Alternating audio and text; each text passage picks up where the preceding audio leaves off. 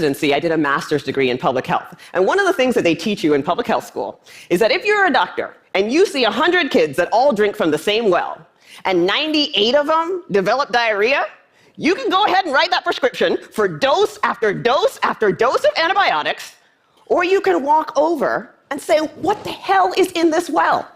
So I began reading everything that I could get my hands on about how exposure to adversity affects the developing brains and bodies of children. And then one day, my colleague walked into my office and he said, Dr. Burke, have you seen this? In his hand was a copy of a research study called the Adverse Childhood Experiences Study. That day changed my clinical practice and ultimately my career. The Adverse Childhood Experiences Study is something that everybody needs to know about. It was done by Dr. Vince Felitti at Kaiser and Dr. Bob Anda at the CDC, and together they asked 17,500 adults about their history of exposure to what they called adverse childhood experiences, or ACEs. Those include physical, emotional, or sexual abuse, physical or emotional neglect, parental mental illness, substance dependence, incarceration, parental separation or divorce, or domestic violence. For every yes, you would get a point on your ACE score. And then what they did was they correlated these ACE scores against health outcomes. What they found was striking.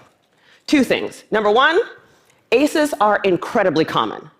67% of the population had at least one ACE, and 12.6%, 1 in 8, had 4 or more ACEs. The second thing that they found was that there was a dose-response relationship between ACEs and health outcomes. The higher your ACE score, the worse your health outcomes. For a person with an ACE score of 4 or more, their relative risk of chronic obstructive pulmonary disease was 2.5 times that of someone with an ACE score of 0. For hepatitis, it was also 2.5 times. For depression, it was 4.5 times. For suicidality, it was 12 times.